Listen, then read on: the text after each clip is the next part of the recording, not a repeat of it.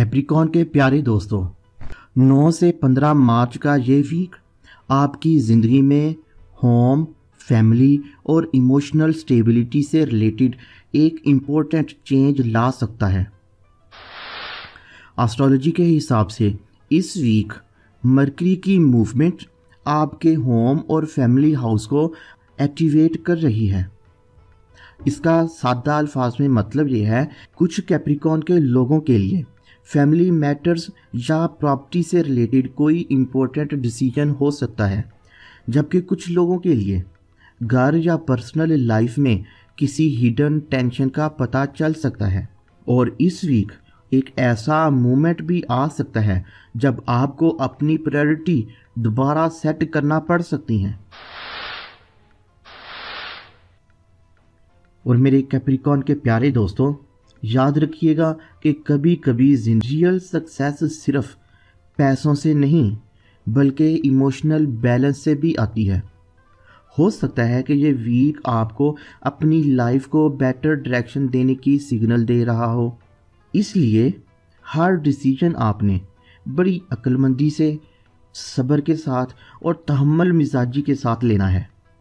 और अगर आप कैप्रिकॉर्न हैं तो कमेंट में अपना नाम और सिटी ज़रूर मेंशन कीजिएगा और साथ लिखिएगा कि अल्लाह मेरी रहनुमाई कर रहा है। और फिर वीडियो को लाइक और शेयर ज़रूर कीजिएगा ताकि मज़ीद कैप्रिकॉर्न के दोस्तों को भी रहनुमाई मिल सके। और इस वीडियो के एंड में मैं आपको वो दिन भी बताने वाला हूँ जब कैप्रिकॉर्न वालों की किस्मत का सबसे बड़ा स्ट्रॉन्ग दिन होगा। और अगर उस दिन आपने सही डायरेक्शन ले ली, सही डिसीजन ले लिया, तो आपकी लाइफ में फाइनेंशियल या इमोशनल स्टेबिलिटी आ सकती है।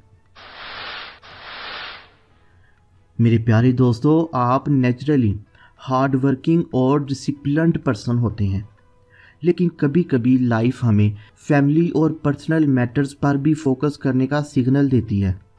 अगर आपने इस वीक पेशेंस और विजडम का साथ दिया और अपने बड़ी एहतियात के साथ फैसले लिए, तो ये वीक आपके लिए इमोशनल बैलेंस लाएगा, फैमिली हार्मनी और फाइनेंशियल प्लानिंग को सपोर्ट करेगा।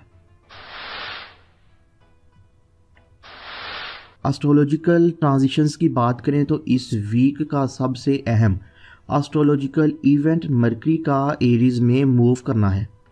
और ये मूवमेंट कैप्रिकॉर्न के 4th हाउस यानी होम, फैमिली, इमोशनल फाउंडेशंस को एक्टिवेट कर रही है। इसका मतलब ये हुआ कि फैमिली मैटर्स हाईलाइट हो सकते हैं, कोई प्रॉपर्टी या घर से रिलेटेड कोई प्लानिंग का सिग्नल मिल सकता है, या फिर आपको इमोशनल क्लैरिटी मिल सकती है। और साथ ही फैमिली डिस्कशन या डिसएग्रीमेंट्स के चांसेस भी हो सकते हैं। सिग्नल आपको ये बता रहे हैं कि इस वीक कोई पुराना फैमिली इशू दोबारा सामने आ सकता है, लेकिन अगर आपने बड़ी अक्लमंदी, समझदारी और सब्र व तहम्मुल के साथ मामलात को हल किया, तो जिसे आप प्रॉब्लम समझ रहे थे वो आपके सॉल्यूशन में कन्वर्ट हो सकता है।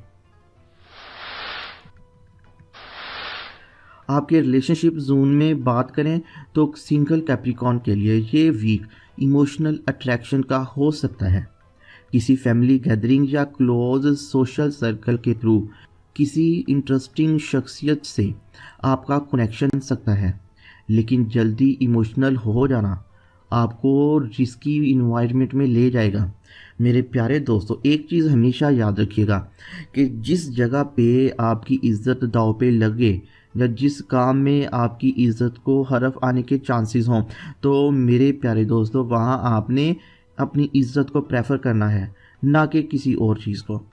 तो रिस्की इन्वायरमेंट आपका तब होगा जब आप इमोशनल फीलिंग्स में आके अपनी इज्जत दांव पे लगाओगे। और मेरे ऐसे दोस्त जो ऑलरेडी कमिटेड हैं या मैरिड हैं, उनके लिए फैमिली हार्मनी और इमोशनल बॉन्डिंग इम्प्रूव करने का टाइम है। अगर आपने अपने पार्टनर के साथ होनेस्ट कम्युनिकेशन की तो आपका रिलेशनशिप और भी स्ट्रॉन्ग होगा। प्यारे दोस्तों, आपकी वार्निंग की बात करें तो ऐसे लोग जिनका नाम BKN और एस के अल्फ़ाबेट से स्टार्ट होता है, तो उनसे आपने ख़ास तौर पर अपने पर्सनल मैटर्स या फाइनेंशियल मैटर्स को डिस्कस नहीं करना, उनसे शेयरिंग नहीं करनी। वो आपके सीक्रेट्स को रिवील करके इसका गलत इस्तेमाल कर सकते हैं।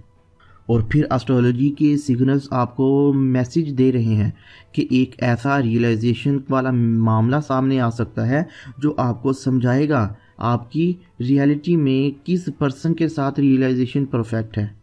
यानी ये वीक आपको इमोशनल क्लैरिटी और रियलाइजेशन दोनों ही देगा।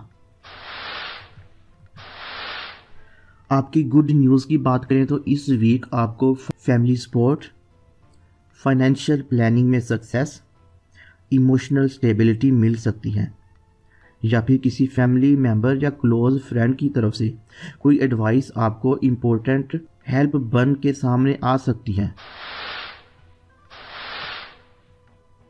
इस वीक के नेगेटिव लोगों की नेगेटिविटी को कम करने के लिए आपने हर रोज़ 21 मरतबा या सलामो पढ़ना है और दुआ करनी है कि या अल्लाह मेरी ज़िंदगी में सुकून और बरकत अता फरमा और मेरी ज़िंदगी को परेशान करने वाले लोगों से बचा, हासिदीन के शर से बचा।